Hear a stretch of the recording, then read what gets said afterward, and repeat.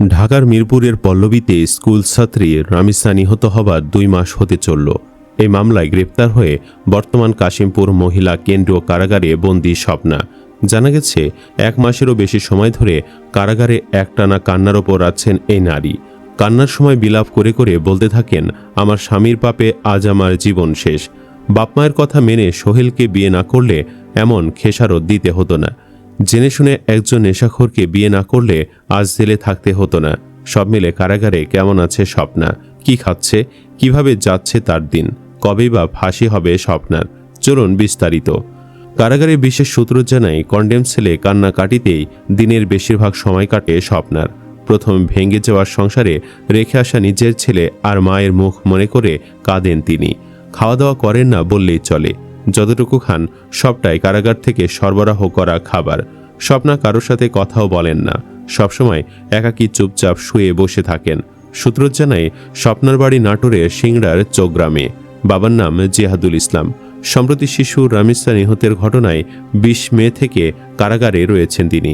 এ মামলায় ফাঁসির রায় ঘোষণার পর থেকে কাশিমপুর মহিলা কেন্দ্র কারাগারের কন্ডেম সেলে রয়েছেন তিনি।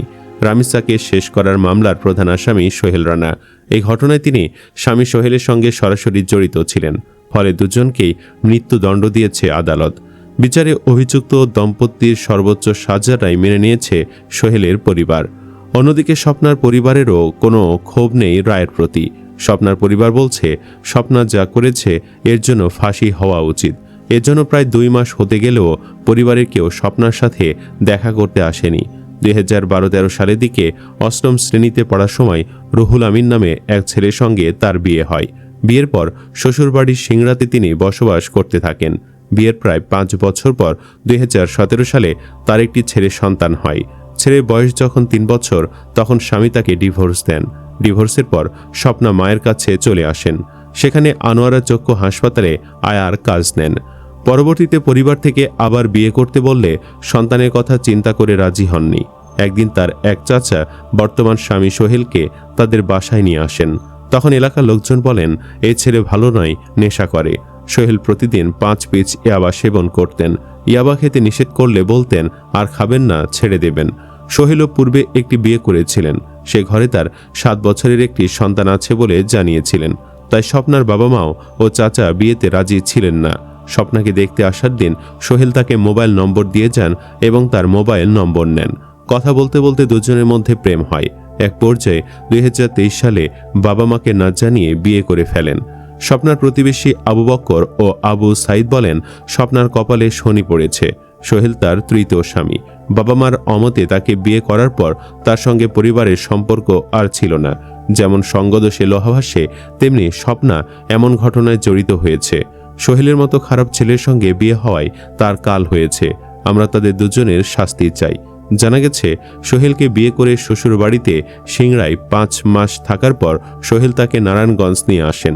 প্রায় 2 বছর তারা নারায়ণগঞ্জে থাকার পর সাভারের বাইপাইল চলে যান এবং সোহেল সেখানে রিক্সা ভ্যানের পার্টসের দোকান দেন। দোকান ভালো না চলায় তারা মিরপুরে চলে আসেন। মিরপুর বিহারি ক্যাম্পে তারা 1.5 মাস থাকার পর ক্যাম্পের পরিবেশ ভালো নয় বলে সোহেল তাকে মিরপুরের একটি ফ্ল্যাটে নিয়ে আসেন। ওই ফ্ল্যাটে তারা 3 ফ্যামিলি মিলে সাবলেট থাকতেন।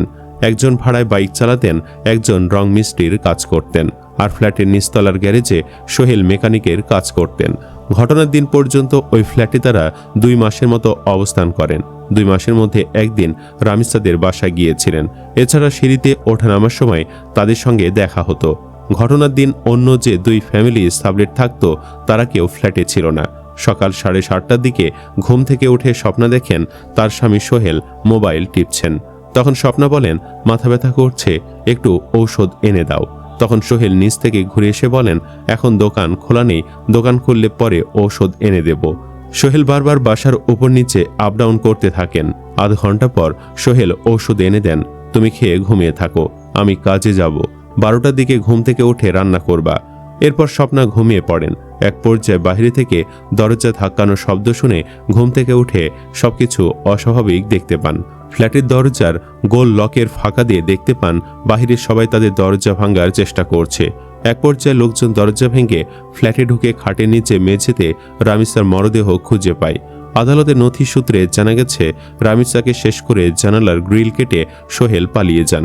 আদালত বলছে রামিসার সাথে যা যা ঘটেছে সবকিছুতে স্বপ্না সোহেলকে সাহায্য করেছে। এজন্য ঘটনায় অপরাধীকে পালাতে সহায়তা করায় স্বপ্নার মৃত্যুদণ্ড দেওয়া হয়। আদালত তাকে সহযোগী হিসাবে সাব্যস্ত করে। সুপ্রিয় দর্শক, আপনি কি চান স্বপ্নার ফাঁসি হোক? কমেন্ট বক্সে জানিয়ে দিন আপনার মতামত। ভিডিও ভালো লাগলে লাইক দিন এবং চ্যানেলটি সাবস্ক্রাইব করুন। ধন্যবাদ।